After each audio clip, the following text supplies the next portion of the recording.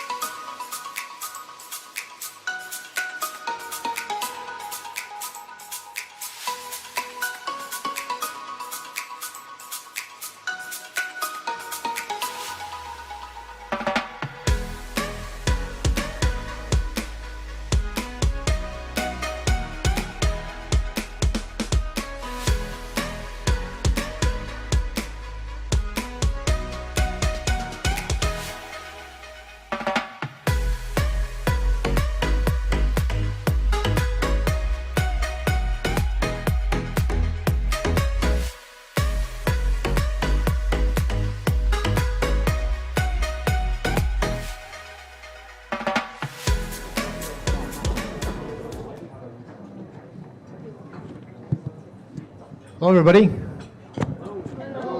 How's everybody doing today? Well, you're all getting fed, right? Yes. Great. Well, I want to welcome you to Tucson Hispanic Chamber of Commerce's roundtable event here at the wonderful Arizona Sands Club. For those of you who are streaming from home or your office, you're missing out on a wonderful location, and we're right in the middle of Arizona Stadium with a fantastic view. And before we get started, can I hear a bear down? Bear down. Bear down. All right, let's go. And if you're a Sun Devil, we welcome you as well. My name is Oscar Diaz. I am the Vice President of Business Development for CBiz Employee Benefits, and I'm also the Tucson Hispanic Chamber's Treasurer. I want to welcome everybody here. We've got a great event. We've got a great panel of highly educated people in the room. So we put all that brain power to work. We could do wonderful things. So today we're going to talk a little bit about education and the evolving education landscape here in Arizona. And particularly in Tucson. What I wanted to mention is that the Tucson Chamber of Commerce has a long history of supporting education efforts in our community. And sometimes people don't know about that. Let me tell you a little bit about the things that we've done in the community in the past. We provided scholarships to local area students. We've supported the AZ Earn to Learn program. We've conducted business classes in local classrooms. I conducted those, and I became much more appreciative of what school teachers have to go through every single day, because it's not an easy thing to do. And for the past several years, we've partnered with several school districts here in the area and the University of Arizona's Eller College of Management to conduct the Young Entrepreneurs Academy on-site at Eller College. So we've taken kids from local schools from all the way from age 10 on up, and they've been able to start their own companies at Eller College. So that's a program that we've had in place for a while. We're also working on developing other cooperative educational programs to benefit youth, and we look forward to conducting our supportive educational efforts throughout the community. Because of our long-standing relationship with the education community, and because how the education community affects business, we felt that it was important to bring that education community here to a roundtable to talk about how education affects business. Before we start our event, one of the things I want to do is I want to thank our presenting sponsor, BBVA. So BBVA, thank you so much for sponsoring this great roundtable event. I'm also pleased to welcome our live audience, our streaming audience, and our in-person special guests. Is Cassandra Becerra here? Oh, there she is. Cassandra Becerra is from Congressman Grijalva's office. Thank you so much for being here, representing Congressman Grijalva. We appreciate that. I also want to welcome our board of directors in attendance. Please raise your hand. There's a few board of directors here. And Carla Morales as well, our chairwoman, who will be speaking in a minute. I now want to welcome our keynote speaker, Dr. Bruce Johnson. Dr. Bruce Johnson is with the University of Arizona. He's the Dean and Education Professor of Teaching, Learning, and Social Cultural Studies, member of the graduate faculty. We'll be showing a video for Dr. Johnson here briefly. Our panel, who will be coming up later on, is Marla Franco. She's the Assistant Vice Provost of Hispanic Serving Institution Initiatives at the University of Arizona. Dolores Serra Duran, she's Provost and Executive Vice Chancellor for Academic Affairs at Pima Community College. And if you haven't been paying attention to what's going on at Pima Community College downtown, there's a lot of cool stuff going on downtown. I just passed by the other day and the buildings are just going up quickly, so that's pretty exciting. Adelita Grijalva, our Pima County Supervisor and Tucson Unified School District Governing Board Member. We've got Dustin Williams here, our Pima County School Superintendent. We've got Steve Holmes, Sunnyside Unified School District Superintendent. Go Blue Devils, class of 1980. That seems so long ago, doesn't it? Man alive. Half of you weren't even born then. We have Anais Ballesteros, Communications Director of All In Education. We have Hans Raymond, Director of Online School of Arizona. And we have Mario Castro, Central Campus Principal for JTED. Our distinguished moderator today and a very long-time supporter of the Tucson Hispanic Chamber of Commerce is Dr. Sofia Ramos. She's the president of Luminario Education Studies and Career Development and an advanced strategies consultant. Before we start, though, I want to introduce Carla Morales, the chairwoman of the Tucson Hispanic Chamber, who's going to say a few words. Thank you, Oscar. Thank you, everyone, for being here today. I just wanted to officially welcome you all and thank you for your participation and your involvement in such an important conversation and such a rich discussion. I also like to thank the panelists for joining us, all of them, every single one of them. I'm fortunate to call my friends and my colleagues at one point. Thank you all so much. And before I say anything else, I would be remiss if I didn't say thank you to the staff that put all of this together. They work so hard to make sure that we have successful events and that we have the right panelists having the conversation. So thank you all so much. Allergy, sorry. But thank you all of you that are joining us as well and taking part of these roundtables. We have so many more to come, and we look forward to you all attending the rest of them because they're going to be so incredibly interesting and so rich as well. So please make sure you keep in touch with us so we can give you more information about the upcoming events, and visit our website and get more information about the other upcoming events. Quick reminder, if you all didn't know it, the 40 under 40 applications are open. Please nominate your favorite, your most amazing young leaders in our community. Thank you all so much. It's a pleasure. Thank you, Oscar. Thank you, Carla. If anybody wants to nominate me for the 60, almost 60, you can do that. Or the 60 over 60, if that's a thing. If it's not, I'm going to make it happen. We're going to go to Dr. Johnson's keynote video. So if we can cue that up. Or presentation, I'm sorry. I thought we had a video. Dr. Johnson.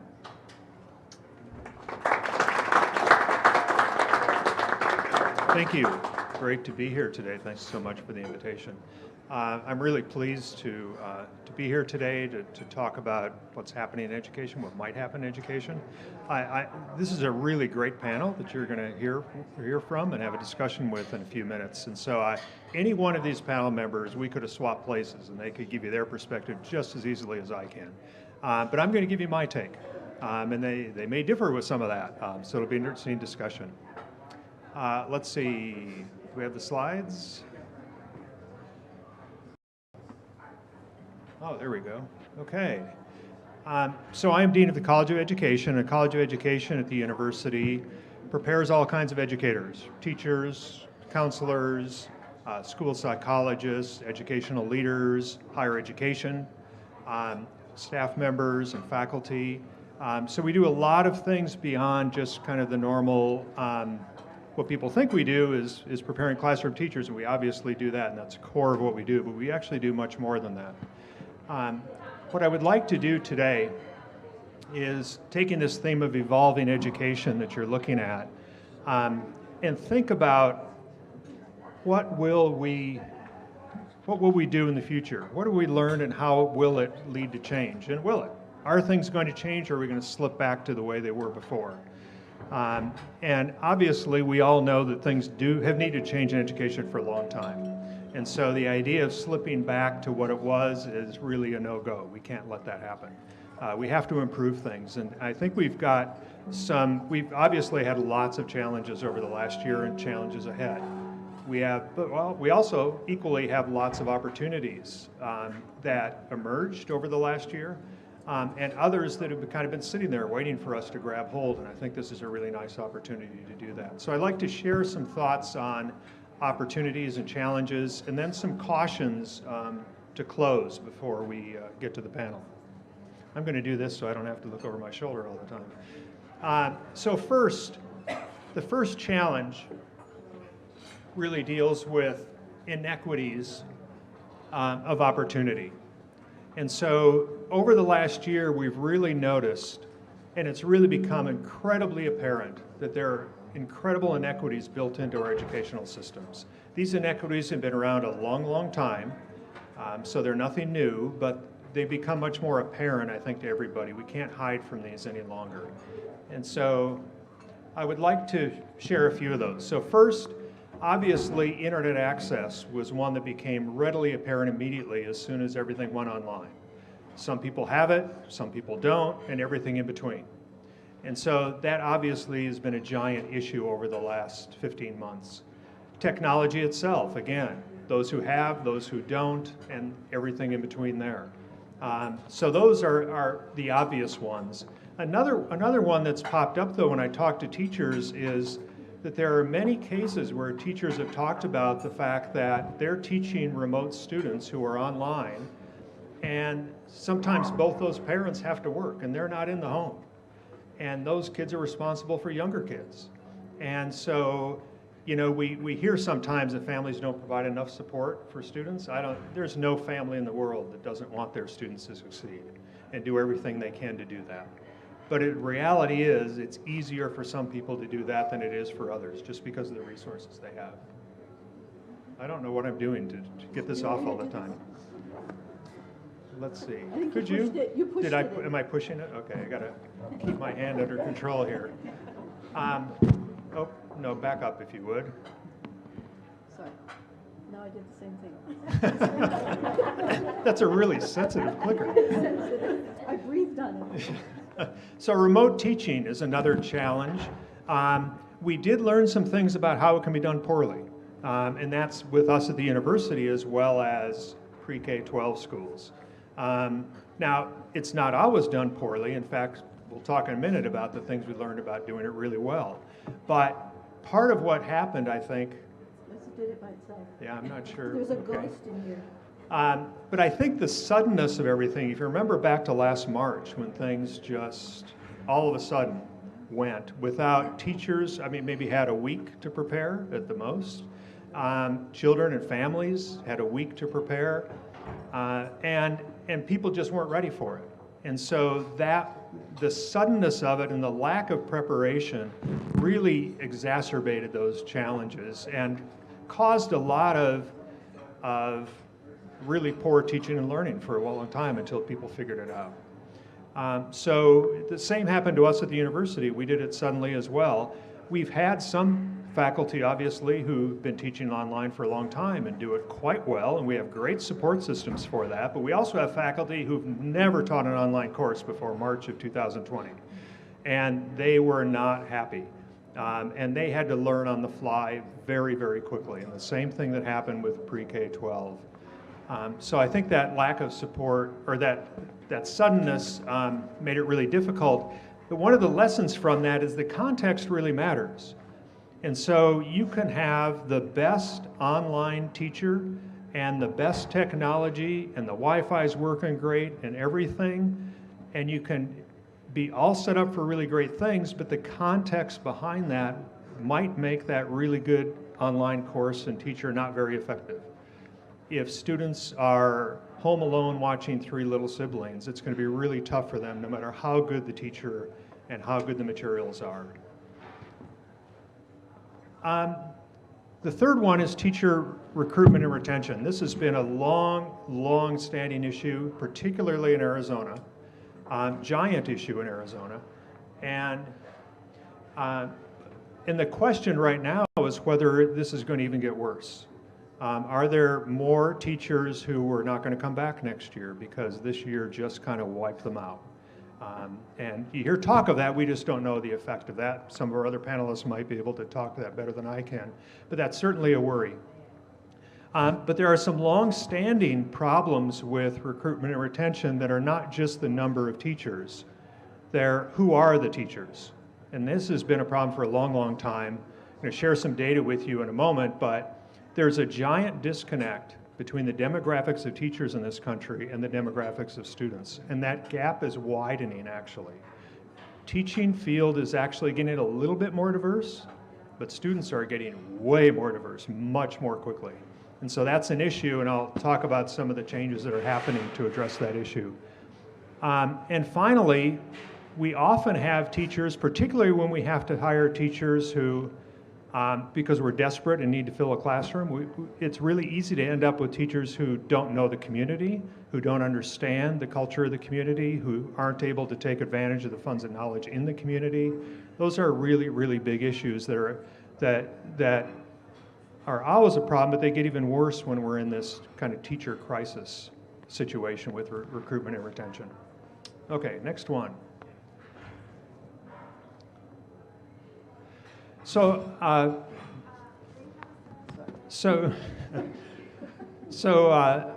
in 2019, I was part of a National Academies panel that took a look at what we know about the teacher workforce. And when the National Academies do a study, they commission a group of people from around the country to come in and actually examine data around these issues. We're not allowed to just put our own opinions. Everything in the report has to be based on actual evidence, as much as there is. And so we spent a year studying this issue, and the charge actually in the beginning was to look at the changing nature of the K-12 teacher workforce and what are the implications for that for education. And what we found out, we actually had to change the title in the end because the nature of the K-12 teaching workforce is actually not changing. That's part of the problem. It is actually even a little more female than it was 30 years ago, vastly female. It is still predominantly white by a long shot, and it is, so those things have not changed very much. What's really changed are what we're expecting teachers to do in the classroom. That has really, really changed. But there are these are just a few of the conclusions that I want to point out that are relevant to the situation today here. First of all is the composition of the teacher workforce, and that includes gender, age, race, ethnicity, years of experience, really has not been changing much at all. Contrary to what a lot of people think, it really hasn't been. Secondly, again, this racial and ethnic composition of the teacher workforce has actually, the mismatch has been growing larger. And we know, it's real clear from data, from studies that have been done over and over again, to show that when you have that mismatch, students don't do as well. And so that's a problem. Third, there are increased demands for teachers, both in terms of academics, but also in terms of the breadth of content they're expected to teach and the accountability that teachers are being held to, people watching over their shoulders. So all those things make it difficult. Finally, students of color, students from low-income families, and students who are low achieving are far more often served by teachers who are less qualified. There's a strong correlation there. And that's exactly the opposite of what we should be doing. So just some data for you on that. If you look nationally, the last national data I saw is 3 or 4 years old now, but the demographics of the student population nationally is about 51% BIPOC students. So only about 49% white nationwide in K-12 schools, public schools. The teaching force, 10% BIPOC. So that's an amazingly large discrepancy. So what do we do about that? In our college, we've been working really hard to try to make sure that our students and our faculty and our staff more closely reflect the demographics of the people we serve. So every year we take a look at that and we try to get inroads on that. And things are improving a little bit. Out of our graduate students in our college, we have about 800 graduate students in the College of Education. 55% are BIPOC. Undergraduate students, about 951% are BIPOC. And those creep up a little bit each year, working hard to do that. Our faculty, 41% of our tenure track faculty are BIPOC. But we also look at programs, because some programs are much more diverse than others. And so our elementary education program is 60% BIPOC, including 44% Latinx, the biggest group of our elementary ed, and 9% indigenous students. And so that's a program we put a lot of emphasis in really trying to recruit locally and recruit students of color. Some of our other programs are in that range, maybe not quite as high, 50 to 55%. But then we have some, like we have a large deaf studies program. That's only 27% BIPOC. So we're trying to take a look at particular programs and how do we recruit students in and support them to better match the communities they'll be working with. Okay, next one. But what are the opportunities here? Obviously, increasing technology and support for technology opens up access. And so we know that there are people who can participate in things through technology that could not do that otherwise. And so we can use technology, we know it can be done well, and we can use that to open up access for people. Increasing access is really key. I'm going to talk more about that when we get to teacher recruitment and retention. But we also know that remote teaching and learning can be done quite well. And so it can be done very well. Again, context matters. You have to pay attention to the situation it's in and provide the proper supports, but it can be done quite well. And then finally, teacher recruitment and retention. We've been placing a lot of effort on trying to recruit locally for teacher candidates and for our other education professions, trying to find people from the communities in which they live, in which they can work for a variety of reasons. Number one, we know that teachers who teach in their own community are much more likely to stay in their profession long term. They're much more likely to stay at that school or in that district long term. So that's really important, but they also know the community. They're able to take advantage of those funds of knowledge. They're able to be better teachers, and academic achievement goes up. And we also though have opportunity to really start treating teachers more like professionals. So I actually became a teacher in Arizona. My first teaching job was 1981. So if you think graduating from high school in 1980 was old, wow. I was teaching you.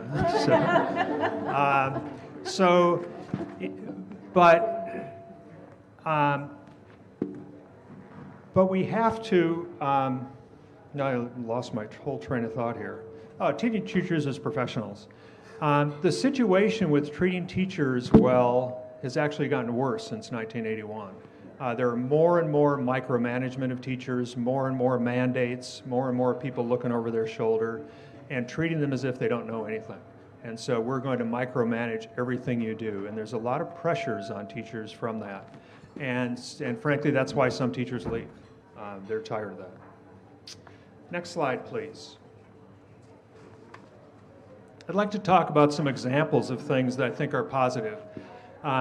And these are there are many positive things you hear from some others as well, but these are things that I'm involved with and can speak to specifically. So Pathways to Teaching. This is a program that we've started at our college, partnering first with Sunnyside School District, and it's a grow your own teacher preparation program. We target people in the Sunnyside community. Many are paraprofessionals already working in the district. We partner with Pima Community College and make sure that they get their associate's degree or the proper coursework to be able to come to the university for our 4-semester program. We condense that a little bit, 4 semesters in 17 months.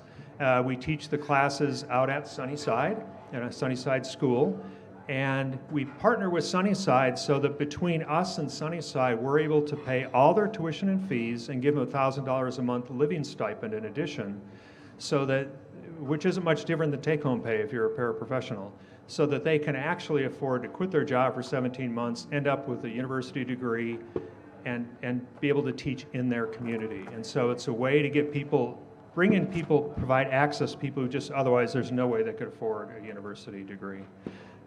We've expanded. We're now partnering with Sunnyside again, but also with Douglas, Nogales, Altar Valley. Next January we'll be partnering with Casa Grande as well. So that's a nice model that we're thinking will work particularly well in rural communities. Arizona Teachers Academy is state funding that allows us to pay tuition and fees for students to go through either undergrad or grad teacher preparation programs, as long as they agree to teach in a public school somewhere in Arizona for the number of years they're funded. And so we have something like 190 students this year who had their full tuition and fees paid through that. And so that program is the state brought that in, and so that's makes a real difference. I know Pima Community College also has Teachers Academy. Teacher professional development and career development. The Tucson Regional Educator Collaborative is something that we've been developing over the last 2.5 years in partnership with many of our local school districts, education agencies like the Pima County Superintendent's Office. ADE's been involved, many professional development providers, and many other people interested in education and in teachers. And it's an opportunity to try to, again, establish more of that sense of professionalism in teachers and give them a little more choice over their career development. And also one place they can go to find out about all the opportunities in the region. So that is something that again is really important to address that career development and retention. And then for teacher retention, if you may be familiar with the Center for Recruitment and Retention of Math Teachers. It's been going on here for I think 21 years now through the math department at the university, that provides just really superb mathematics professional development for math teachers from pre through 12th grade, and in partnership with districts and schools and other organizations. And that's another example of providing that kind of support. And then finally, Teachers in Industry is one where we partner with business. And so this is our 14th summer, it's starting right now. We partner with STEM industries and businesses who provide summer employment for STEM teachers. We help find the teachers, we help line them up with the right kind of job. They're actually paid industry wages for the summer to work in the industry. They're not hanging out making copies. They're actually working in the industry. It's very competitive to get into those jobs. But while they're doing that, they work 4 days a week, and on the 5th day, they take courses with us that help them identify the practices that are going on in that STEM industry and how they bring those back to their classroom, which is not an easy task. And so that's been going for a long time. Like I said, 14th summer coming up. We were to the point 2 years ago where we had 50 teachers a summer across the state doing this. Last summer we were greatly reduced. I think we had 6 because they had to do it virtually. But we're gearing back up to expand that back to in-person again. And so one of the things I want to point out, could you go back one, please, Sophia? On all of these things, every single one of these is partnerships. Nobody is doing this alone. So Pathways is partnerships between our college, between Pima Community College and school districts. Arizona Teacher Academy, we work with the state and with the Arizona Board of Regents and with school districts on that. Tucson Regional Educator Collaborative, all kinds of partners. As I mentioned, Center for Recruitment of Mathematics Teachers, again, partnerships with schools and districts and agencies. Teachers in Industry, partner between education and business. We really have to work together to make these things happen. And next, Sophia. So we really do have to work together to address these issues. But I also, one last caution, it's really easy to fall into the deficit trap of thinking that, okay, so many kids missed out on a year, they're broken. They don't know anything, they've lost it all, we got to fix them. That's a really dangerous trap to fall into. We have to remember that these are young humans who have a lot going for them. They have great potential. We can take advantage of what they know and their experiences, but also their families and their communities. we have to be careful not to think of this from a deficit kind of situation. Let's think about moving forward, and we have to do that together, and we have to keep thinking positively that this is a real opportunity to change education for the best. So look forward to discussion. Thank you all.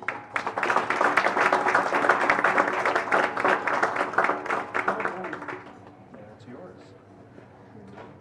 Thank you, Dr. Johnson. That was a great presentation.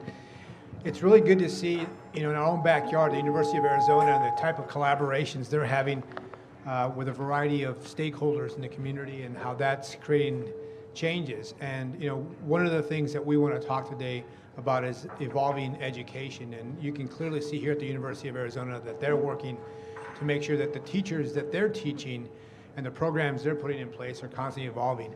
I am going to walk that way because I'm getting feedback here. So walk with me, please. Plus, these people over here I think might have been missing me. Right there.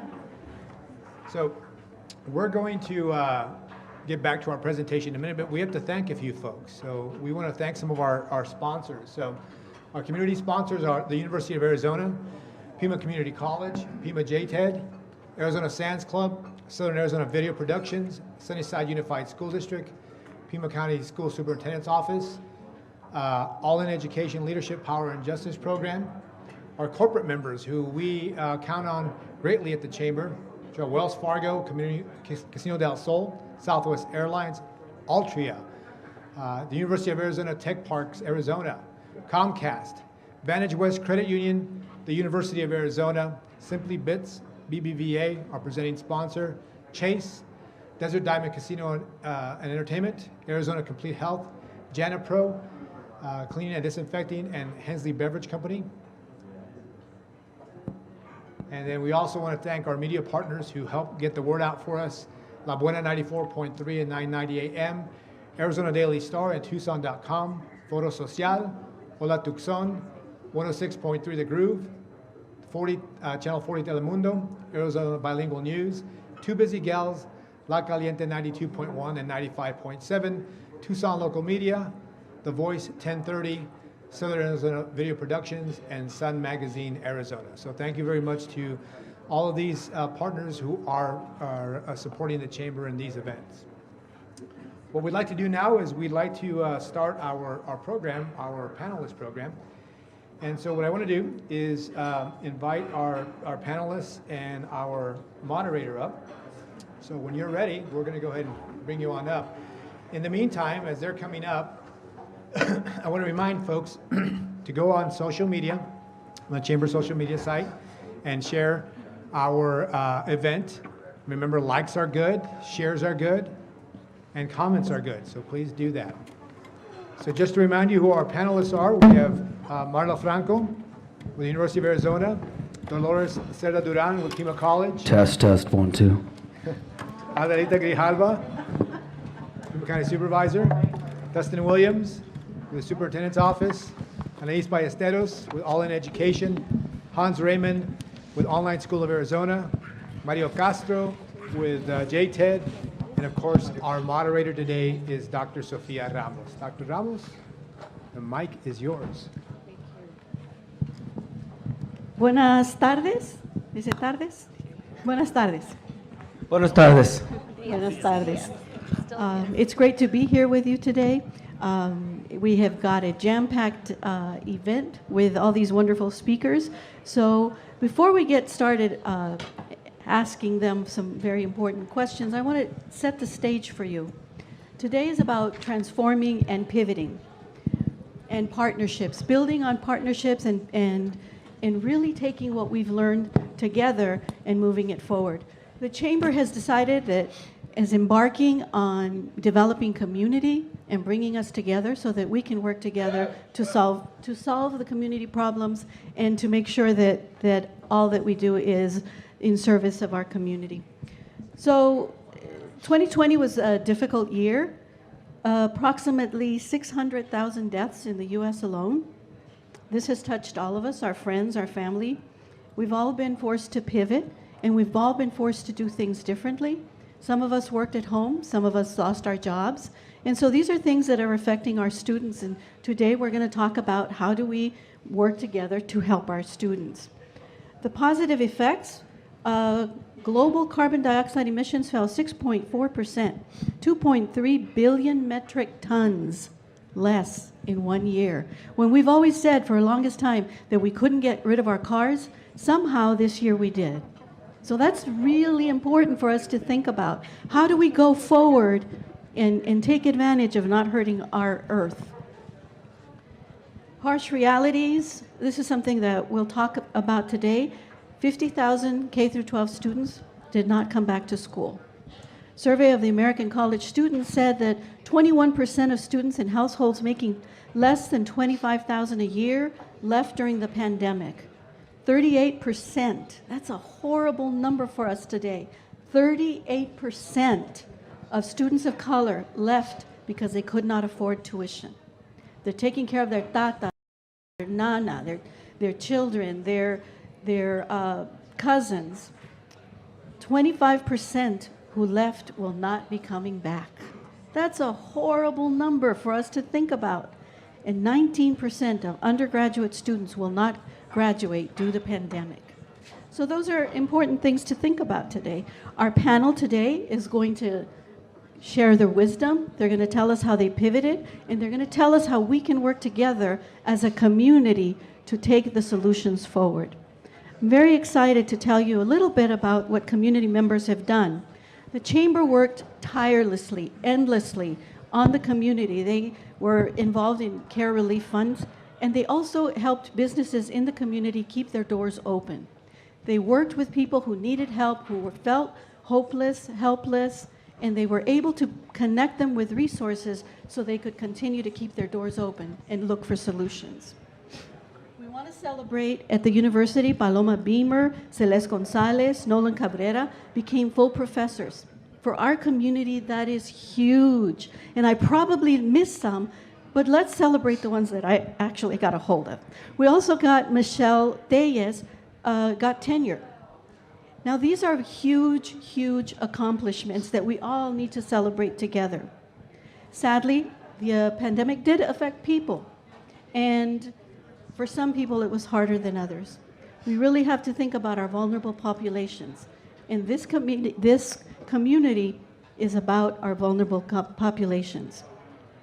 So let's talk about how we can amplify positive outcomes and how we together can work for our community. Our keynote, Dr. Bruce Johnson, works tirelessly on education. He is a great leader and a great person to have in the position he's in. So let's work with him and Pima and U of A and all our school districts together. We can put some of these solutions together. Let me go ahead and set this up for you now. I've got some questions for you, and there's 8 of you. We've got to... Let's think about that. So we've got about 45 minutes, is it? 40 minutes to get through we've got some good questions. And what we'll do is probably I would advise you to spend 2 minutes on your answers, okay? Let's not do a 10-minute answer because we'll run out of time.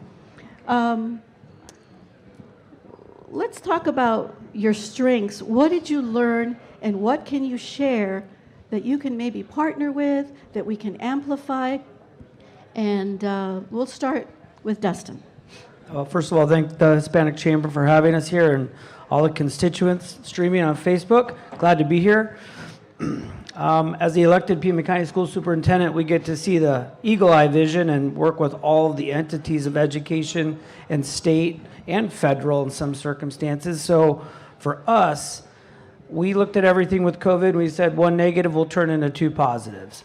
So what we got and what we see now is a playbook. Before in politics, there was a bully pulpit. We could always use this language of going back and forth of disparities, inequities. But now it's on paper, and we get to actually factually see it. And so when we talk about technology divide, we can actually see heat maps of data plans of actually where those divides lie and how we can actually tackle those problems as a whole.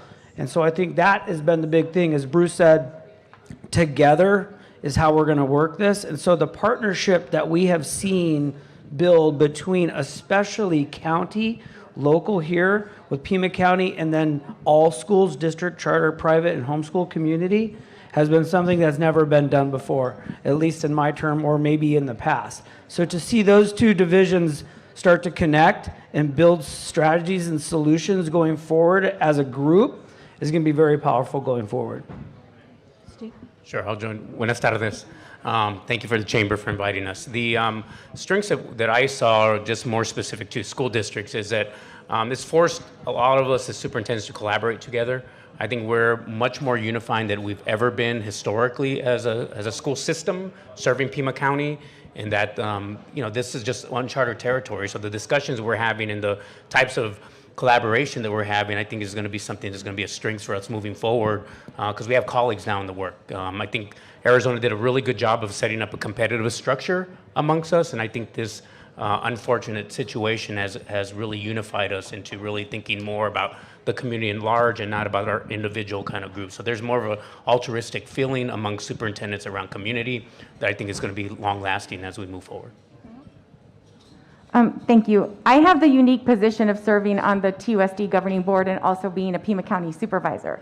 And so what we've always known is that our schools were hubs for our community. We didn't realize that we also were feeding, clothing, providing all of the technology. And so one of the things that we had to do really early on as districts is figure out a way to feed our kids. And so the disparities between the children that are the have and the have-nots, when you look at it on a census tract and on a map, that's when it is striking. That's when you see how poverty and disproportionate number of people that are working in our essential jobs that were completely devastated by COVID. 1 of 450 people in Pima County died because of COVID. That's not talking about the people that that were sick. And 2 times I got COVID. So it was like, I will be wearing this mask for a while. But I do think that it's important for us to understand that we have to serve those that don't have access. And we have schools in our community right now that don't have internet. They don't have high-speed internet. That to me is the disparity and the children that we lost.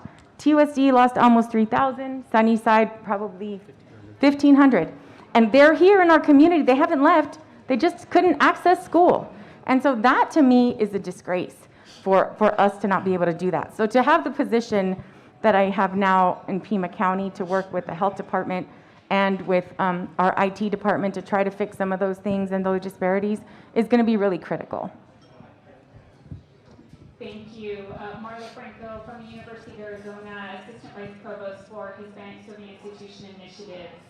I think during this time, it has been incredibly crucial to really have the pulse of our student body here at the University of Arizona. I think Dean Johnson expressed earlier those relationships. I always used to say, relationships are the secret sauce to everything.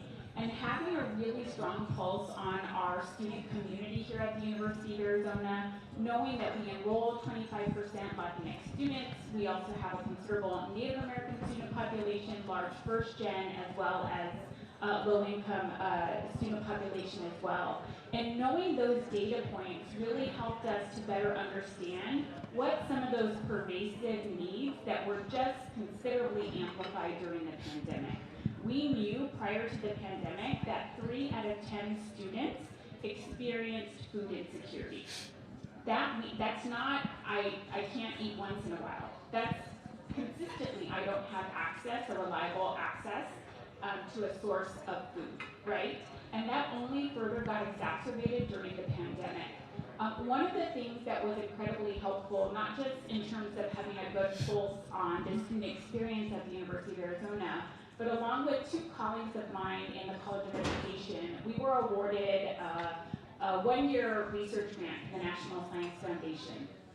And that allowed us to gather data about student and instructor experiences, not only at our HSI, but HSIs throughout the state of Arizona, so that we could actually leverage that data to better understand what some of these exacerbated needs were that were caused by the pandemic. And more importantly, my favorite part was putting that data to use. The tables that I was at and the decisions that I was able to make, particularly related to the source of funds, CARES Act that came to us, specifically by way of our Hispanic Serving Institution designation, which totaled $2.4 million. I was able to put that to work, informed by students and instructors who are experiencing it quite pervasively. Thank you. Good afternoon, buenas tardes. My name is Dr. Dolores Duran Cerda, and I'm Provost and Executive Vice Chancellor for Academic Affairs at Pima Community College. Thank you for having us here. It's an honor to be with these colleagues of mine. But today, I'd like to say that tonight is actually our graduation for Pima College. It's a virtual graduation, and it's really a time to celebrate. Despite everything that's happened this year, these students have succeeded. And it's with the help of their parents, their families. It's the help of the faculty and staff. So I express my gratitude because when we face challenges, there are also opportunities. And I saw this as an opportunity for us to really strive and strengthen our students. It was hard. In 1 week, as Dean Johnson said, in 1 week during spring break of last year, we had to prepare our faculty to get ready to teach completely virtually and online. And so they came out of spring break and they did their webinars on D2L. That's the platform that we use. Some of them have never used D2L before, but it was fortunate in that we were able to make a smooth transition to that pivot because each faculty member did have a shell of D2L because they're using the grade books. But now they had to use all the different features. So I'm grateful for them. They never complained. They rolled up their sleeves and worked. We worked very closely with our Diversity, Equity, Inclusion office. We have Hilda Ladner here, our DEI officer. We collaborated with the Teaching and Learning Center and then Pima Online. So all of us working together as we talked about partnerships, external partnerships, but also internally, we became very close. And the three things that I would say that really shaped my decision making as the lead of academic affairs is equity, my concern for equity, and that was translated with all of the leadership at Pima College. It was also access, as we talked about, but innovation. So our faculty and our staff, because everything in student services went virtual too. And so everybody had to think innovatively and creatively and really ways to retain our students. Because enrollment is an issue, especially for community colleges. During recession times, our enrollment goes up.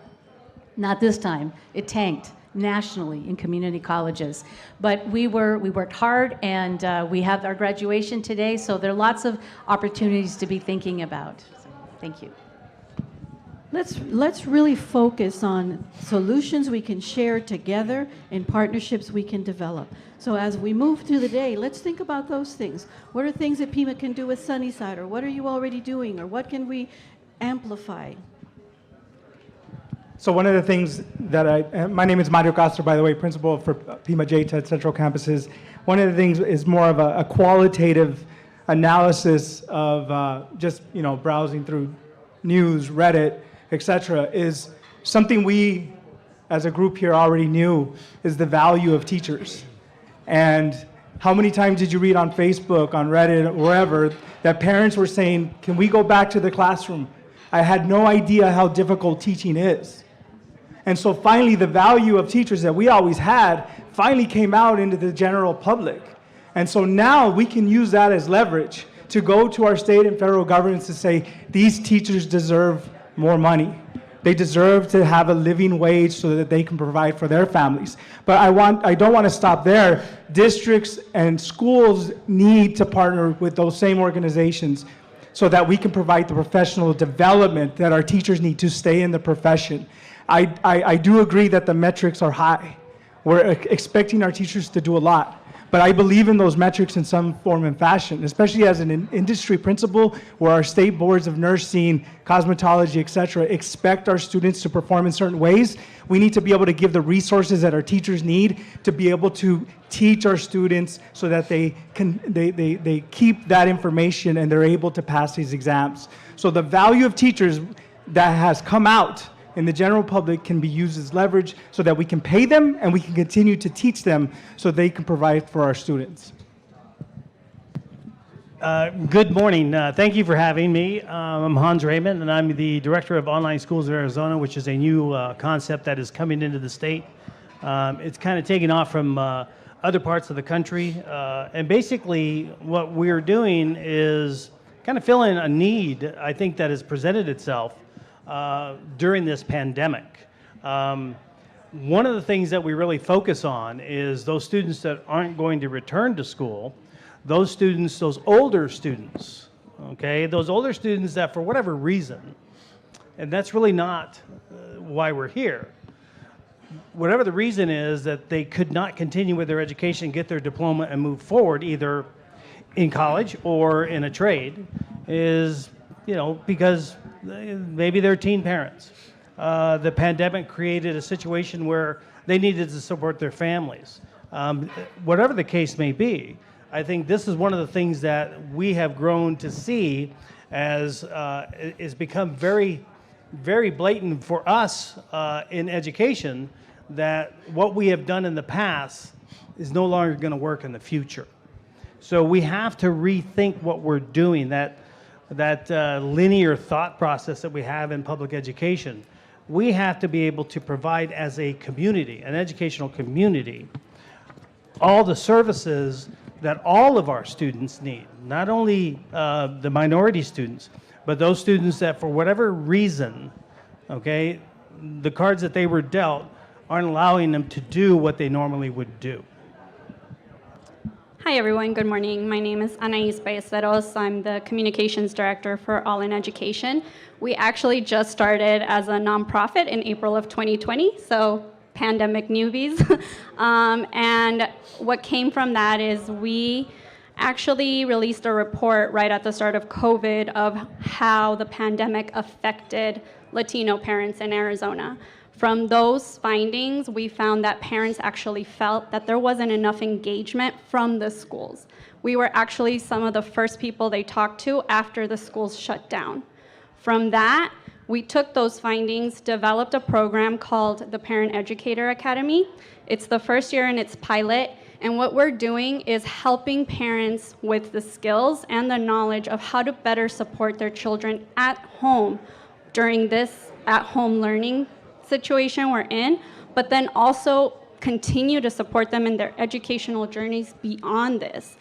And the great thing about this program is that we're actually looking to create pathways for those parents to become ready to be teaching assistants in the classroom, and hopefully at one point create that pathway to teacher recruitment from their communities. And during this first cohort, which actually they graduate next Wednesday, we have a group of 28 parents. One of them already secured a job, which is amazing. Another one wants to start a PEA group. Again, another amazing thing. We have the talent. The talent exists. We need to stop telling our community that talent isn't there. We just need to cultivate it. We need to give them the tools and the resources necessary to grow the teachers that we need or the paraprofessionals that we need. So what we're doing is partnering with schools in Yuma, Maricopa, and Pima counties. We're working with the community colleges there to make sure that we're able to provide that pathway where they can go on beyond our program and get certification beyond that. So the next question is one that I think is probably on all of our mind. 500,000 students are not unaccounted for. They didn't come back to school. So the question I would ask is, of the three of you, maybe one at a time, tell us what your solutions are. We know that there's a lot of people in the room that are ready to partner, that are ready to jump in. We have many, many examples of community that are already doing many things volunteer-based, and that Tucson is always ready. So how can we create partnerships, or how can we help you all with this big number that is a little bit scary? So I'll go first. I think 500,000, just a little high. Technically, I think factually that we know from the Arizona Department of Education, we have somewhere around 40,000 missing students.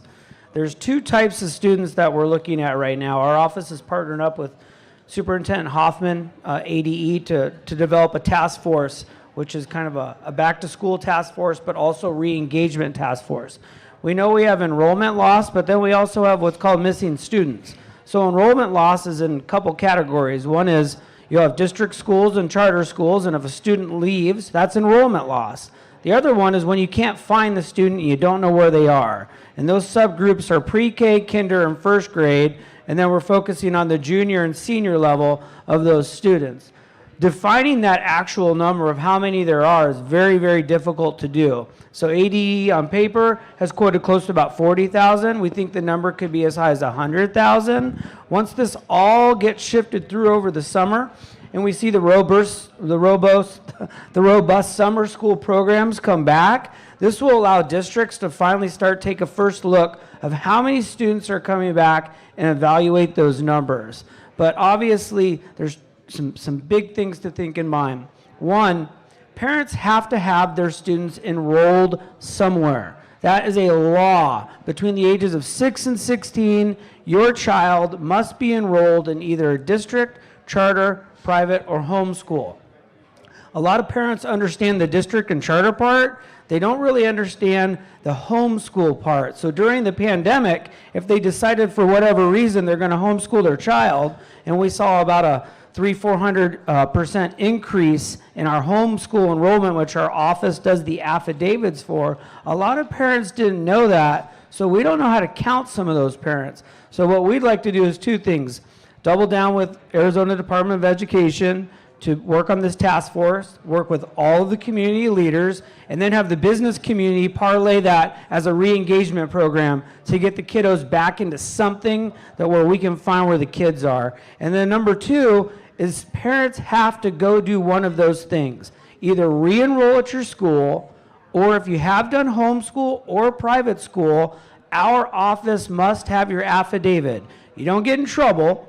There's no misdemeanor or a penalty or detention, right, Superintendent? No detention? Okay, no detention. But you've got to at least come down and fill out the affidavit so that we can track the numbers. So if someone does leave Sunnyside School District or charter school or wherever, we can help them find that student, because finding students is very, very difficult, because ultimately it becomes a one-on-one and I got to find you. If I don't have that phone number, if I can't find that parent, I don't know where they are, then that poses a lot of challenges. I think one of the biggest issues is we've had a lot of housing insecurity.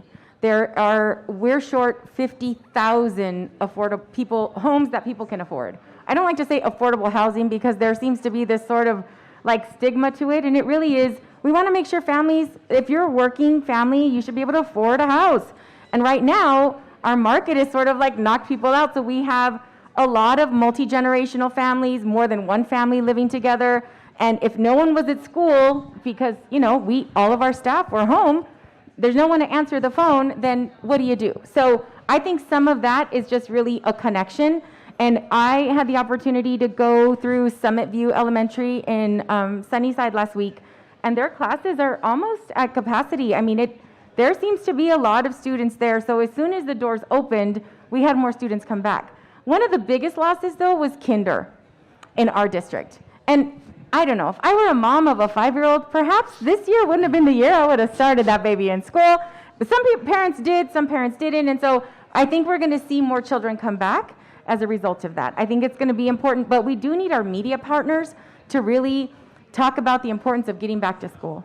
Shoot it out on the radio and commercials and our educated community, just really push that. I think is going to be really critical. Great idea. I'll be brief. Dustin took my 2 minutes, so I'll go 1 minute. So for specifically for business partners, you all are positioned in a community, right? And I think it's really incumbent upon some level of reciprocity from business with schools to really help kind of get engaged and figure out how you can help and assist with some of these recovery efforts, some programs adopting the school. As cliche as that sounds, I think we've lost a sense of partnership, right, over these last year and a half, and more importantly, over time. Schools want partners.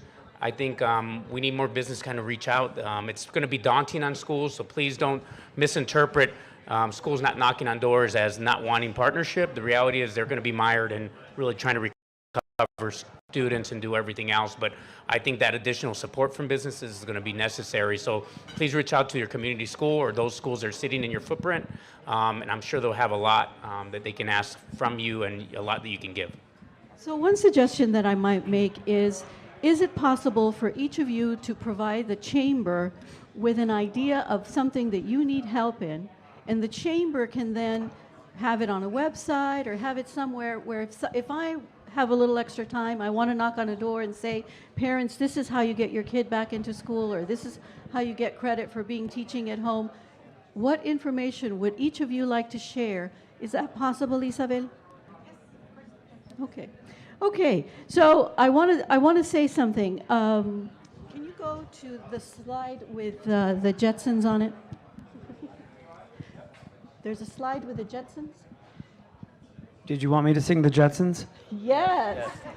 Jetsons. Oh, that's Flintstones, sorry. I think it's something that we should all do together.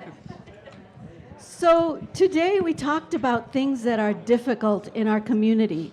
We have had some tough times. But in 1963, the Jetsons discovered, created, dreamed about telemedicine. They had Zoom calls. They had FaceTime on their phones. They had flat screen video chats. They had a camera pill that you could swallow, and it would tell you what was going on inside your body. This was very outlandish. I mean, I'm not going to tell you how old I was, but I did watch the Jetsons. And so when we have our kids, they come to us and they want to be educated, they want their dreams. This year has been kind of a flattening year, where for some of us it was tough to get up in the morning or to dream about things that we could do. But as educators, our job is to provide resilience, self-efficacy, to teach our students that they can do anything that they dream. And so I'll ask you and I'll challenge you, how are you or how are we going to keep that dream alive so that someone who's dreaming something really outlandish can make that dream come true? And I'll start with Marla. Well, one of the things that I wanted to encourage the audience to consider, my colleague just mentioned tonight is PIMA's graduation, and we have had a series of commencement ceremonies all week. And so both PIMA and the University of Arizona in this community are going to have several thousands of graduates, college graduates with AAs, BAs, master's degrees, and PhDs. And when you think about your own commitment and desire for increasing the diversity of your workforce, we absolutely should be two places that are top of mind for you. We have had obviously one heck of a year, our students have, but they've been preparing themselves for you. Despite the pandemic conditions, they've been committed to their studies to the best of their abilities. They've been engaged in career readiness. They've done perhaps maybe online internships.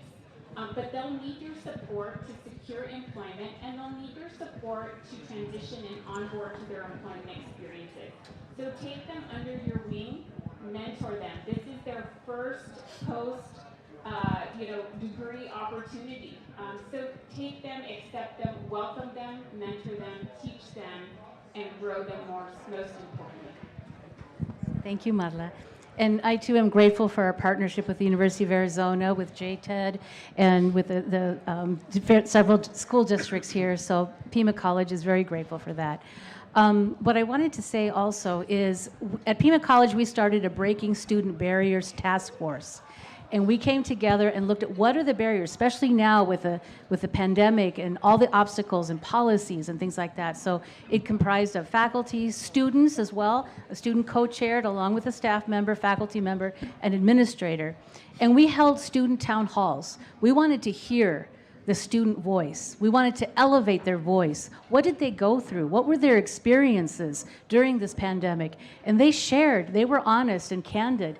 And okay, well, we realized that we need to address some things and some others. We did help them. With the CARES Act funding, we bought 1,000 devices and distributed them to the students and to our employees as well.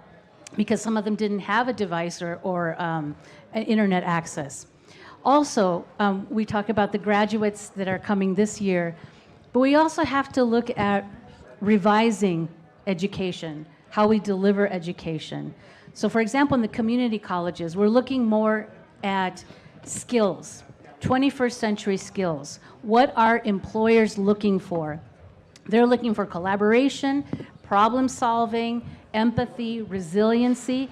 So we want to create more micro-credentials for those employers who have employees who have lost their jobs, or that were students at Pima College but decided, no, I need to feed my family and work, and so they stopped studying.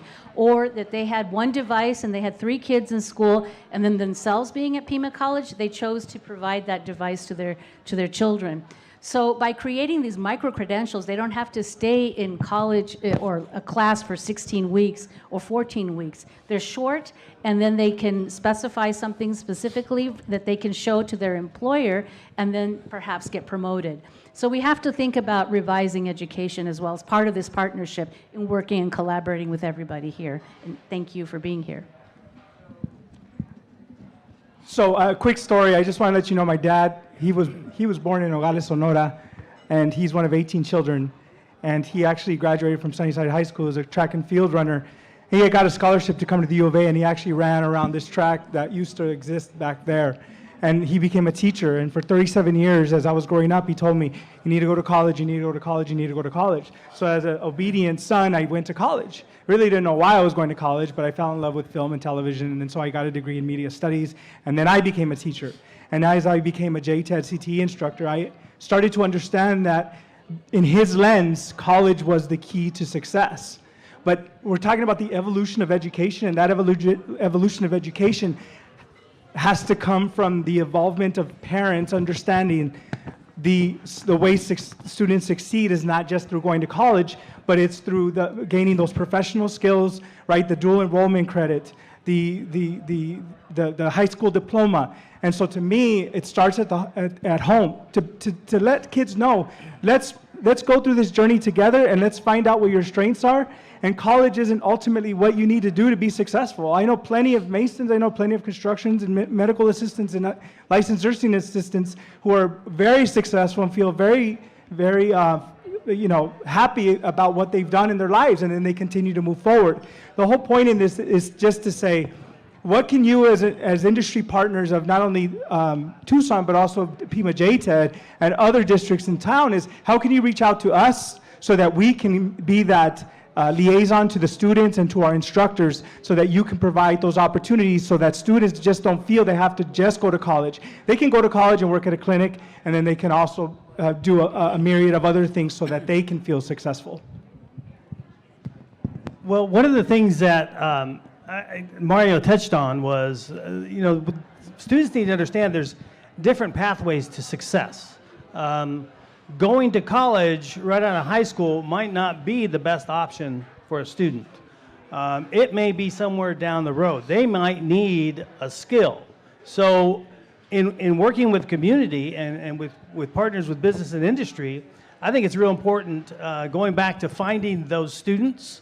I think it kind of falls on the entire community that we get that word out through PSAs, through print media, whatever we need to do to make sure these students understand that we want them back. We're embracing them when they come back, but I don't know that they're looking for the same thing that they left. I think they're looking for something different. When you look at the Jetsons, and yes, I watched the Jetsons as well. I am that old as well.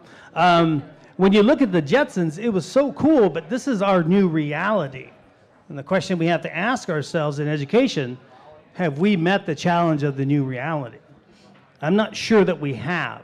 So whether you're a traditional public school, whether you're a charter school, or whether you're a JTED, it's real important now that we all kind of work together, because we have such an array of students now that are coming from so many different backgrounds, that suffered so many different types of traumas, that they really need not only that education, but they also need those wraparound services that we don't have. I just heard today that the biggest thing right now is the mental health issues that we're going to have because of this pandemic, with not only with the adults, but particularly those children.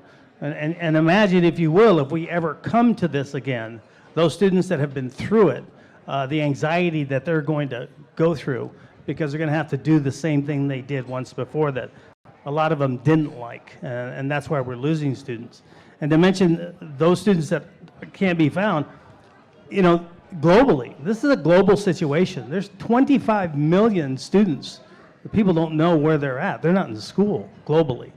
So we're being tested in education, and teachers are being tested. And I think one of the things that legislators need to understand is the teaching is a profession now, and they need to be recognized as a profession, and they need to be compensated as well. So I think what we hear is that we want to go back to how things were, but things didn't work before. So I think we have a unique chance to reimagine our education system. We have a unique chance to address the inequities that have existed all along. COVID just exacerbated them and really brought them to the surface, but low-income families of color have been dealing with these issues for a very long time. So we have a very unique chance to reimagine how we approach education in our communities and within our school systems. And we need to stop seeing Latino students and students of color as problems and as deficits to our community, because they make up 46% of our K-12 student population. They will be our future workforce. And if we don't start addressing these inequities and how the system is not working for them, we will not have an educated or prepared workforce. That means we will have more kids, more people, and more families living with poverty wages. That will affect Arizona's economy, and that's really the bottom line. We have a chance right now. So as school leaders, as school systems, as community members and business leaders, I urge you all to really look at what you can do as an individual and as a leader to change the school system and how we treat Latino students and students of color. Wonderful. So I have a slide up here. Lots of beautiful faces. And the slide is, why are we here? Why are we here today? We have to celebrate the things that were positive, the things that happened that were great. I'm going to tell you a few things. Marty Cortez has spent this time taking food boxes to elderly in the community. Yolanda Gonzalez at Pima College immediately ran out and started getting as many computers as she could for her students. Countless volunteers went out and handed out food boxes. Adelita Grijalva, every weekend you see her at pop-up clinics trying to get everybody vaccinated. Francisco Garcia at the Pima County Health Director, every single night trying to figure out how are we going to get everyone vaccinated? How are we going to keep people safe? Richard Carmona at U of A, trying to keep our students safe. These are examples, and I know there's very few examples, but they told me I couldn't talk too much. So Isabel said, don't talk too much. But I want to really highlight that this is a great community that works, that rolls up their sleeves and works for our students. So this is going to be our last question, and then we're going to open it up for some questions. I guess what I'd like to give you all an opportunity to give us your, moving forward, this is what we're going to do differently for those students that we serve. Okay? Start here. Okay, so this is my 5th year of being elected, and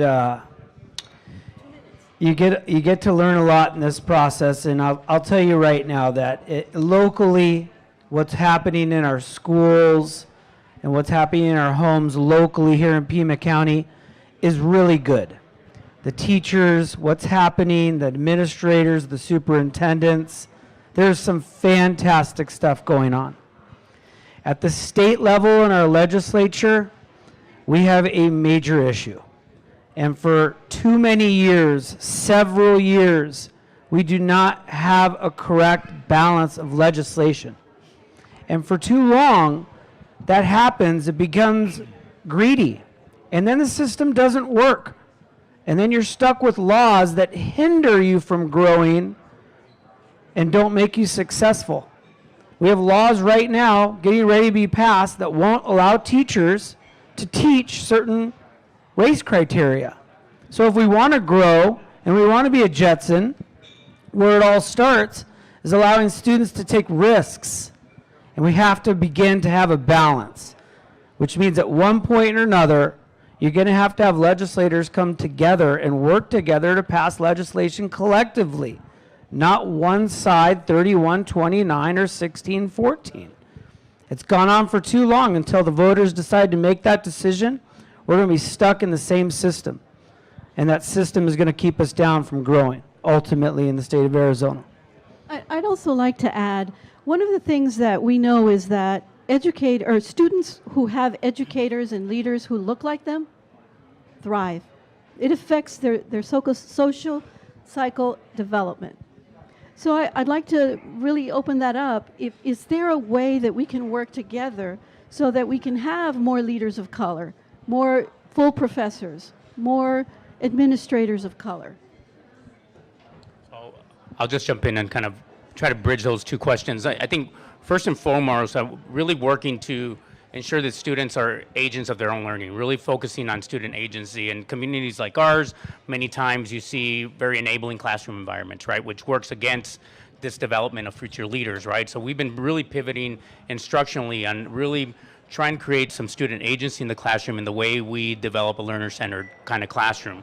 To really, how that's shifting in our focus for this next year is really looking at the whole learner focus and really thinking of how students can also be agents of their own wellness, agents of their own kind of well-being as well. And so really developing a framework that really balances the academics and the wellness pieces, which it's hard to find because you have the incentive structures work against that, right, in current policy. So really working within our system to really develop that framework has been our focus in service to future leaders that are going to be able to kind of navigate systems outside of school.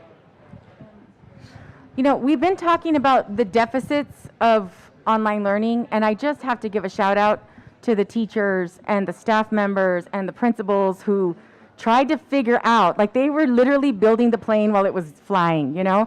And so they really deserve so much admiration, respect for what they have been able to do, because in TUSD we lost we can't find 3,000 children, but we had 41,000 that were engaged every day.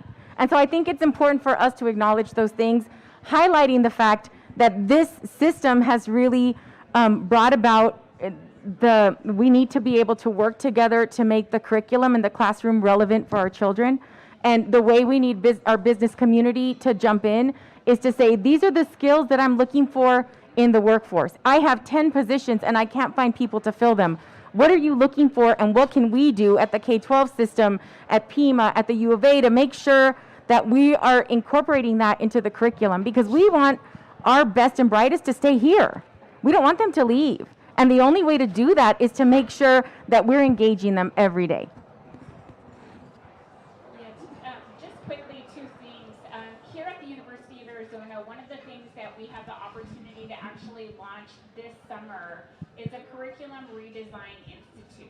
I think one priority, of course, is our continued expectation around diversifying our administrators, our faculty, and our staff. It's absolutely true. Students observe and take note when their faculty and instructors don't look like them, don't have background characteristics and histories that they can connect to. And so we want both the diversity, but we also want folks to be equity-minded.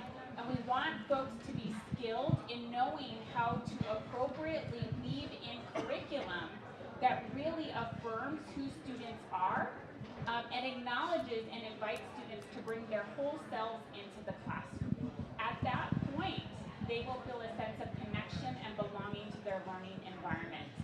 The other thing, you asked, why are we here? And I'm here because we don't do this work alone.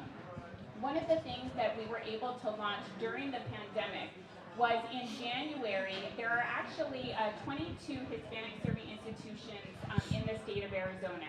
And we were able to bring the presidents and chancellors and senior level leaders together during a meeting the latter part of January, and really come together as a community of practitioners to say we've got one thing in common, even though there are several things perhaps that are different and unique about us. And can we rally together to have common cause around supporting Latinx students across the state of Arizona at our Hispanic Serving Institution institution. So I'm really pleased to see that effort come together. I think that there's a lot of promise and excitement about where we're headed. And thank you. I'm a part of that too, Pima College, and it's exciting to get all of us together. So being equity-minded is essential. As I said before, my primary concern was equity and access. And so we're thinking of ways to embed equity, not just coming from one office, one person, the Diversity, Equity, Inclusion Office, but it has to be embedded, as you said, Mara, in the curriculum. So one thing that we're looking at is when we onboard new faculty, we hire new faculty, is that we provide an equity-minded certification. So from the get-go, they know what it is how to teach with that equity lens to our students. And also we've developed a new diverse faculty hiring handbook that also is promoting diversity of all kinds for our faculty. Because it's true, seeing faculty that look like you in the front of the classroom is so meaningful and lasting. The other thing I wanted to say that's a little more, well, we're talking about post-COVID new normal. That's what we say at Pima. We're never going to go back to how things were before. But we have to look beyond the pandemic. I brought this report. It's called The Demographic Drought, How the Approaching Sansdemic Will Transform the Labor Market for the Rest of Our Lives. And it was published by EMSI. Sansdemic means sans is without, demic is people. So this whole report, and I can share it with the chamber and with anybody who wants it, talks about the vanishing workforce. The baby boomers are retiring. Where there's a birth dearth, not many. We don't have as many kids as we did before in graduating from high school. So we have to upskill and reskill the current people that we have. And I know we're running out of time, so I'll stop there. Thank you. I think I'm here because I want to make sure that we provide our students with choices, to piggyback on what I said earlier. And I seal this, and I think he'll know it. You have to provide our students with agency. Did I say that right, Mr. Holmes? Right. That's the ability for the student to be able to own what they're doing and the choices that they make. And the only way that they can do that is if they get those things that we're trying to give them, which is the dual enrollment credit, the high school diploma, the professional skills, the licenses and the certifications. I want to be able to say by the time that student walks across the threshold of any graduation, that they can make the choice of where they want to move forward. And I think by working with industry partners like yourselves here, that if you want to come and speak to a class, awesome. If you have positions that you need to fill, come talk to us. Our member district, not just JTED Central Campus, but our member districts like Sunnyside, Flowing Wells, we have plenty of CTE programs who have students who are waiting to fill those positions so that they can learn what it means to be in the workforce, what it means to continue education if you offer that. That's what I want to make sure that we provide here, is our students with choices on how they're going to live their life. I'll agree once again with Mario. I mean, the reason I'm here, I started in '81 too. You know what? Computers, it's like, whoa. And when those things came on board, we're like, okay, it's great, but it's also a double-edged sword. I think one of the things that we need to really keep in mind and take into consideration when it comes to our students is that we're all in this together, once again. It's going to take all of us to do things. Mr. Holmes talks about student agency. It's a phenomenal concept that he brought to that district. I think everybody needs to get on board with that. It puts the onus on our students, but the other thing is we really need to identify with our students. And when I say identify, that's that relationship building, get to know your students, get to understand what they're thinking. Because students, when you get a student, they're judging you. They're testing you to see if they want to bring you into the fold for them. And that's where that's your opportunity to really really communicate with those students and really build those relationships with them and with their extended family? So I'll start by giving these data points. So 46% of Arizona's K-12 student population are Latino. 16% of teachers are Latino. And only 13% of our school boards at a state level are Latino. Lived experience matters. And if we don't have Latinos representing the kids that we serve, we're missing out. Lived experience matters so much. So until we tell Latinos, you're ready to serve on school boards, you're ready to be a teacher, you're ready to be a CEO, you're ready to be any type of leader in our community, this won't change for us. As an organization, we exist to provide all students with access to opportunity and justice. And to do this, we're addressing the gaps in representation across boardrooms and classrooms. We have 2 programs right now that will prepare Latinos and people of color to represent on school boards, and then prepare next-gen leaders to become leaders in our communities. So if anybody knows of anybody who's interested in applying for these programs, please just come talk to me after this. They both start in the fall. Thank you. So that concludes your comments. We have a little tiny bit of time for questions. Can you put the next slide up? So the question today has been, how can we work together? How can we take the lessons learned? And how can we use a strength-based approach to really collaborate and amplify what we've learned? So I've got one more tiny little slide. So if a tortilla can rise, so can we. Okay. So we're all going to rise. I think we have a little bit of time for questions. I'll open it up for questions. Anybody? And thank you. Today your comments have been phenomenal. So much great energy, so much wonderful work that you all do on a daily basis. We cannot thank you enough for what you do.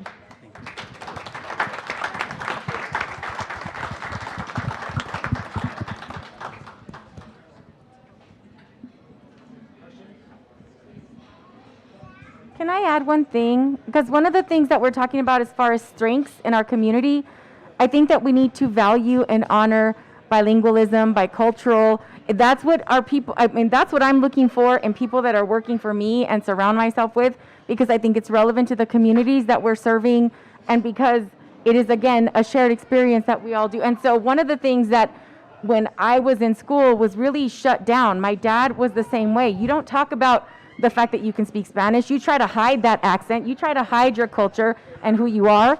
And I feel like in our community now, we appreciate that and we value that, and I want to make sure that we're cultivating that in our young people.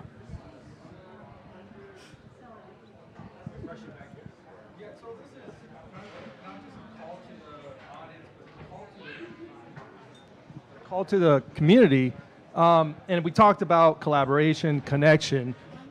Is there one connection you like to connect with that you haven't already that's going to benefit your programs or your organization that that you like to collaborate with and connect with? Just one group, whether private business or nonprofit, something along those lines. We're just talking, Delita and I, just adopt a school. I mean, that's such a simple point of entry. Schools struggle with like simple stuff like really like putting meals for teachers. I think there's going to be desire to celebrate teachers coming back and the stressors that come with that, but there's not a funding mechanism for that, right? And so as simple as engaging business to come and sponsor a breakfast in the morning, some of those things that are much more difficult to do, and just to build back culture around a very kind of difficult time in the climate that's created is a really just real quick point of entry that I think could be easily accomplished. One of the things that Wright Elementary has is a organization that that adopted them, and it's called Wright Flight. So if you're a child that has a high GPA, you've overcome some adversity, you get to go and do a flight in a plane. And I can't tell you how that incentive makes a huge difference for these little elementary kids. It's like, oh my gosh, I have to get that A up so I can go fly. And those things are not, for the company, it's not a significant investment, But for those kids, it's life-changing. And for those of you who feel like you want to donate and you own some sort of a lunch company, that's great advertising, great marketing. You have a good product, you take it to the teachers, now suddenly they're all buying you your product. Yeah, I'd like to just kind of echo on that. It's what we find a lot is a lot of questions. The teachers come and they'll have a program, but there won't be the funding for what they want to do. So they might want to do an after-school STEM program. They'll need a projector and the computer and however they want to put that together, but they'll be $1,500 short to do the entire project. So what I would like is a mechanism to find out how I can get those funds or that organization connected to that school. So when they call us, obviously they think a lot of times that county offices have all the money in the world to just give them that, which we don't.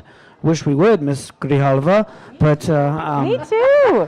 That's a state issue. Actually, Ms. Grijalva is more than generous what she's doing, especially with preschool coming here with scholarships to 1,000+ kids, which is amazing, by the way, to work on the equity gaps that we've all discussed here. So congratulations and thank you for that. But that mechanism of when we get those asks from so many of the constituents in the county, I want to do this idea. I want the Jetsons idea in my classroom. And schools, although there is funding coming in now, have not had funding for multiple years and are still backlogged of billions of dollars. That is what I want everyone to really understand. We're last in the nation in funding for not 5 years, not 10, but 25+ years. We talked about when you're in school in 81, we had a better track record pre-81 than we do now. That's not acceptable here with the clientele and the people that we have. So that mechanism, if you can help bridge that together, and maybe it's the chamber, or we can call and say, hey, here's what we need, we'll do that. Sounds like a great idea for the chamber to have the Jetsons Scholarship Initiative, where any business can come and the Elroy Scholarship. The Jetsons Initiative, something very cool. So there's definitely lots of great ideas. I think we've got room for another one question. So I like the idea that Mr. Johnson brought up about that he has 50 teachers that are working in the summers as employees of industry back through the STEM programs. One of the things I'd like to ask when you come back to Sunnyside, some of the other districts and their CTE programs, how do we expand that program to where the construction teachers, the film teachers, the automotive teachers have those great summer jobs to keep their skills fresh? Is there a way to expand that program and incorporate it without issues of pay and other things? Mario? I'll borrow this. Yeah, actually, we've focused on STEM so far, but we're actually looking at expanding all kinds of other things. By the way, we've had many CTE teachers be part of this already, but we're actually looking at expanding it to teachers in other subject areas as well. That's a great idea. We're trying to figure out how to do that. Well, because we already hire some of those on our own, and so is the automotive industry, but it's not formalized. And if you formalize it, you get more momentum, you get more opportunities, and then you can attract more depth for your CTE functions. Absolutely. At the teacher. Yeah, if any of you are interested in that, it's called Teachers in Industry. If you just Google that, you'll find it, and I'd be happy to chat with anybody who's interested in participating. I'd like to thank the Tucson Hispanic Chamber for being community-minded, for being relentless in helping our community and in working for the interests of our businesses and our education. I'd like to thank all of the wonderful panelists, and I'd like us to give them a big hand.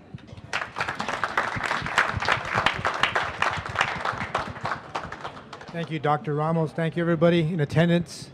This was fantastic. We have some rock stars up here doing wonderful things in the community. We could have this conversation for hours. So we're going to have you back next year. Okay, does that sound good? We'll start on that end and come this way. There were a few things that I heard before we wrap up that resonated with me. We heard about societal challenges like lack of high-speed internet, food insecurity, issues with capacity in classrooms, students dropping out. Those are things we have to address now. We can't wait for those. But we also have some great opportunities. Parent Educator Academy, how great is that? My son could have used that with my grandkids. Education and private sector collaborations, appreciation of teachers and opportunities for better pay and acknowledgement. Let's get that going as soon as possible. Different pathways for success, delivering methodologies for providing 20th century skills. Pima College, you're doing that, good job. University of Arizona, you're doing that, good job. Reimagination of how to deliver education. If there's no better time, that's right now. We learned a lot of things about that. Student agency, okay? And one thing that really resonated with me is you're ready to be. You're ready to be part of this. I was having that conversation in the back, that we as Hispanics are ready to be. We're ready to participate, and we have to teach our kids that.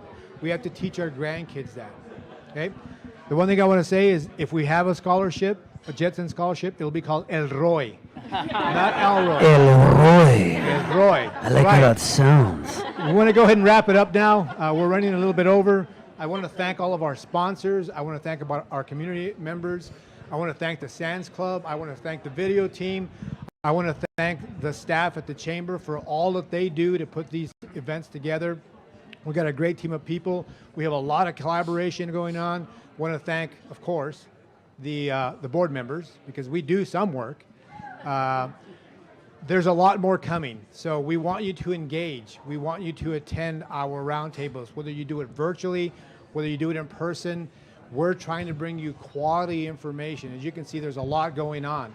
Our next roundtable is on June 23rd. It's about the local economy and infrastructure. It all ties together, folks. And we want to make sure that we're providing you with relevant content. Again, thank you for attending. For those of you online, thank you for attending. We appreciate it. Let's give our folks who participated one more round of applause.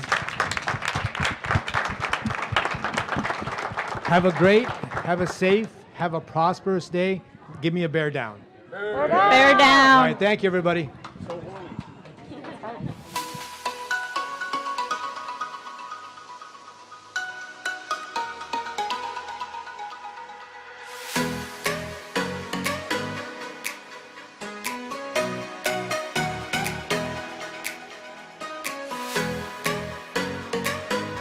El año 2020 fue una experiencia que nos cambió la vida a todos.